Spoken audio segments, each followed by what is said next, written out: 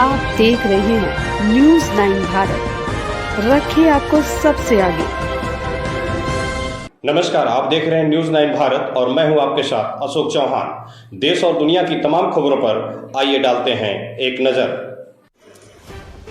आजमगढ़ जनपद के अतरौलिया विधानसभा क्षेत्र के विधायक डॉक्टर संग्राम यादव ने प्रेस वार्ता के दौरान भाजयुमो जिला अध्यक्ष निखिल राय द्वारा कपड़े उतारकर प्रदर्शन किए जाने की घटना को निंदनीय बताया।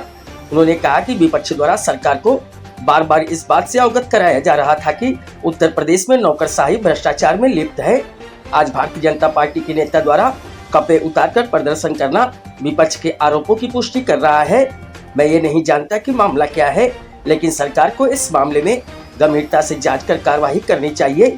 जिला अध्यक्ष पद पर आसीन नेता का अपने ही सरकार में अधिकारी के खिलाफ कपड़े उतारकर प्रदर्शन करना सरकार की कार्यशैली पर प्रश्न चिन्ह लगा रहा है। थाने में दलित युवक की मौत मामले में भाजपा जिला अध्यक्ष द्वारा लगाए गए आरोप की सपा के लोगों ने पीड़ित परिवार से मुलाकात नहीं की और न ही मदद की। इस पर जवाब देते हुए विधायक संग्राम यादव ने कहा कि तरवा थाने में दलित युवक सनी की हत्या की गई। घटना की सूचना मिलने के बाद सपा का प्रतिनिधिमंडल जाकर पीड़ित परिवार से मिला। सांसद धर्मेंद्र यादव ने पोस्टमार्टम हाउस जाकर मृतक परिवार से मुलाकात की गई। पार्टी के कोष से पीड़ित परिवार को 1 लाख रुपए की मदद भी की गई। जिनकी पार्टी और सरकार ने कुछ नहीं किया, वो हम पर अनगल आरोप लगा रहे हैं।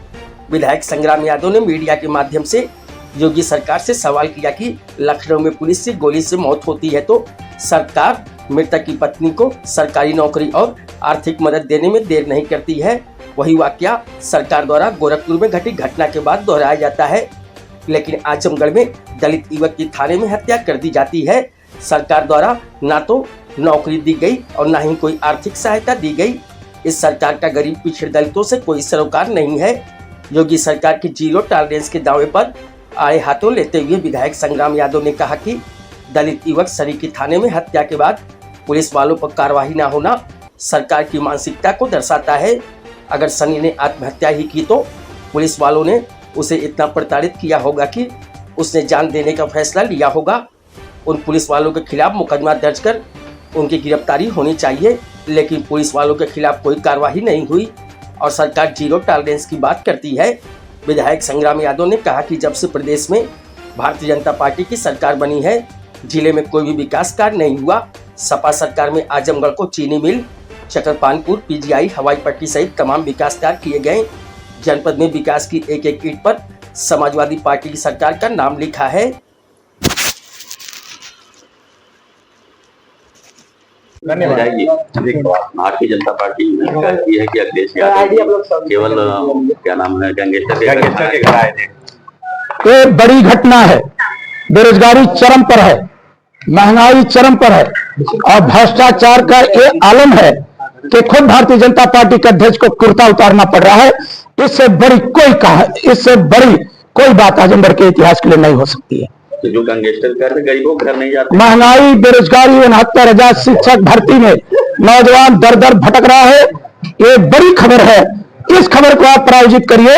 कहाँ आप मूल जुलूस सरकार प्रायोजित खबरों के चक्कर में पड़ते हैं। धन्यवाद। ये चीजें जो देखने को मिल रही है, अपनी ही सत्ता में अपने ही नेता सरकार के अधिकारियों के सामने झुक जा रहे हैं। देखिए, ये झुकने का सवाल नहीं है, ये न्याय का सवाल है और हमारे यहाँ न्यायिक प्रक्रिया है। हमारे यहाँ बाबा साहब डॉक्टर भीमराव अंबेडकर का लिखित संविधान है। उस संविधान के दायरे में रह करके कोई न्याय होता है। अगर उनका कोई प्रकरण था तो सरकार को या जो संबंधित अधिकारी है उन पे ध्यान देना चाहिए और जो सच्चाई है उसके अनुसार काम करना चाहिए। अब क्या कारण बना? अब कपड़ा उतारना, नंगा होना, ये तो अच्छा, सब समाज में अच्छा तो नहीं माना जाता। अब हमारे यहाँ आए तो अगर कोई, अब मैं बात को नहीं कहूंगा, लेकिन अगर आप सब मानते हो कि कपड़ा उतारना, कुर्ता उतारना, नंगा होना ये लोकतंत्र में अच्छी बात है तो मुझे नहीं कुछ कहना है। लेकिन मुझे आज खुद जब मैं अखबार पढ़ा और उस अखबार में मैंने ये खबर देखी कि नंगा होकर के जिलाधिकारी महोदय को ज्ञापन दिए तो मुझे बहुत अफसोस हुआ। विधायक की सपा सरकार होती है। यहाँ तक आप मेरी सरकार की बात की, हम आप यहीं के हैं। यहाँ के लोगों ने आजमगढ़ की कलेक्ट्री को बनते हुए देखा, यहाँ के लोगों ने राजकीय मेडिकल कॉलेज बनते हुए देखा, आचार्य नरेंद्र देव के कैंपस को बनते हुए देखा, महिला महापंडित राहुल संकीर्तन अस्पताल को बनते हुए देखा, यहाँ के लोगों ने हरियावत कला भवन को बनते हुए देखा। तो यहाँ के लोगों ने, वो सरकार थी, जनता के लिए काम कर रही थी। मैं जिस क्षेत्र से चुन के आता हूं, जाके देखिए, आज वहां के अस्पताल में सवेरे नहीं होता है, 2-3 हजार मरीज लाइन लगा करके इलाज पा रहे हैं। तो सरकार थी। यह सरकार पूंजीपतियों की है। यह सरकार जो हमके ऊपर आरोप लगाते थे माफिया, ये सरकार केवल पूंजीपति धन्ना सेठों की है। ये इसको आजमगढ़ के विकास से कोई मतलब नहीं है। एक बार नहीं, कई बार फिर मैं दोहराता हूं कि डिजिटल इंडिया है। मैंने उत्तर प्रदेश की विधानसभा में कहा था कि कप्तानगंज से हरेला मार्ग जीर्ण हालत में है, जिसके कारण आए दिन दुर्घटना होती है। जाकर के अगर आपको स्टोरी करना हो तो आप स्टोरी करने, और स्टोरी करने में आपको खुद शर्म आएगी कि जिसको ये कहते हैं कि जिस उत्तर प्रदेश को $3 ट्रिलियन इकोनॉमी बनाएंगे, उस उत्तर प्रदेश और आजमगढ़ के अंदर सड़कों की इतनी बुरी हाल है कि पैदल चलना दूभर है, गाड़ी चलाना तो बड़ा कठिन काम है। विधायक, ये सवाल बनता है, जाके उस पार्टी के लोग जाके उसकी मदद कर रहे हैं, ये कहना और आप सबके सामने कहना, आजकल डिजिटल इंडिया है। भारतीय जनता पार्टी बार बार कहती है हम सब एक ऐसे दौर से गुजर रहे जब डिजिटल इंडिया है। सनी कुमार की पुलिस कस्टडी में जब हत्या हुई, हमारे जिलाध्यक्ष सहित जैसे जानकारी हुई, हमारे माननीय सांसद धर्मेंद्र यादव जी पोस्टमार्टम हाउस गए। हमारे वहां की विधायक श्रीमती पूजा सरोज तत्काल पोस्टमार्टम हाउस गई, उस परिवार से मिली। और जब हम सब पूरे आजमगढ़ के विधायक उनके घर स्वयं गए, जाकर के मिले, उनके पिताजी का बयान भी दर्ज है। मिलने के बाद हमारे माननीय राष्ट्रीय अध्यक्ष श्री अखिलेश यादव जी ने फोन पर सनी कुमार के, मृतक सनी कुमार के पिताजी से वार्ता किया, और वार्ता करके मदद का आश्वासन ही नहीं दिया, बल्कि 1 लाख रुपए की आर्थिक सहायता समाजवादी पार्टी के कोष से माननीय सांसद धर्मेंद्र यादव के और वहां की विधायक श्रीमती पूजा सरोज के हाथों पर उस परिवार को देने का काम किया। और इसके बाद कहा कि ये लड़ाई नहीं रुक रही है, हम न्याय के लिए जिसका भी दरवाजा खटखटाना होगा हम दरवाजा खटखटाएंगे। संसद में माननीय धर्मेंद्र जी ने कहा उत्तर प्रदेश की विधानसभा का जब मानसून सत्र आएगा, उस मानसून सत्र में समाजवादी पार्टी बढ़ चढ़ करके इस घटना का सरकार के संज्ञान में ला करके उस पीड़ित परिवार की मदद कराने के लिए प्रयास करेगी। और मैं तो कहना चाहता हूं, मुख्यमंत्री जी, कोई बड़ा आदमी के साथ घटना घटित होती है तो आप करोड़ों का मुआवजा दे देते हो, उसके परिवार को सरकारी नौकरी दे देते हो। ना जाने कितनी हुए, हमको वो बातें न कहलवाओ कि लखनऊ के अंदर क्या हुआ, गाड़ी में किसके काम मौत हुई थी। आप उनकी पत्नी को तो एसटी बना दिए, क्लास 2 की सर्विस दे दी। आप गोरखपुर के अंदर जो कानपुर का परिवार, व्यापारी परिवार साथ हुआ, उनकी पत्नी को तो आपने बना दिया।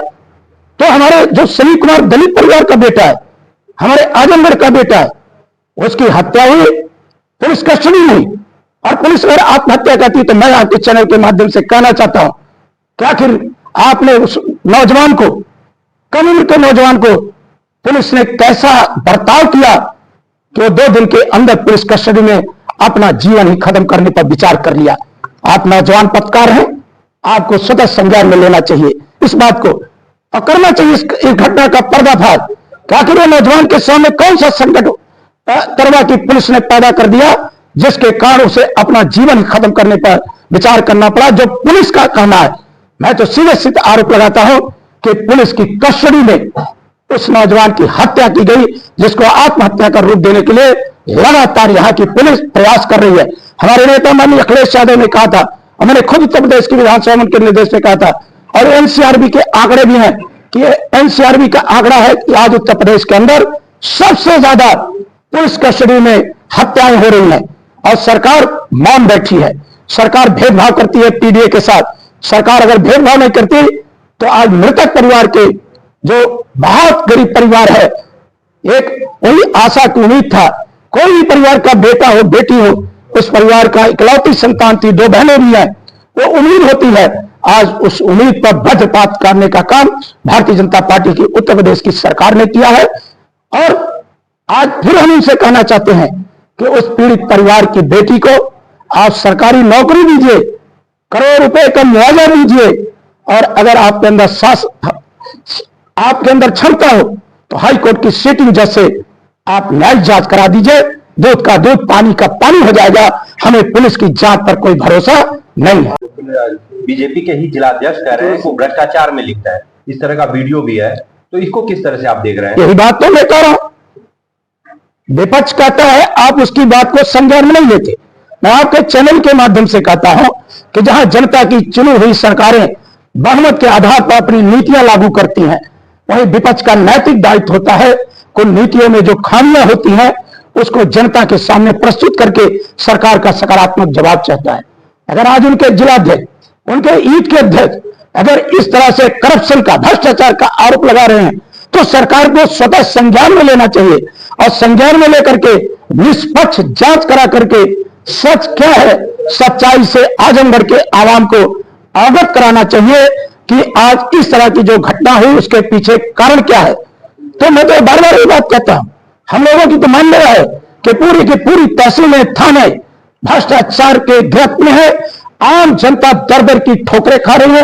अस्पताल का अगर आप जाकर निरीक्षण कराएं, पीएससी, सीएससी का, जिला अस्पताल का, मंडलीय अस्पताल का, आज दर दर की महिला चिकित्सालय का, राजकीय मेडिकल कॉलेज का इतना बुरा हाल कभी नहीं था। ऐसा लगता है जनता को राम भरोसे छोड़ दिए।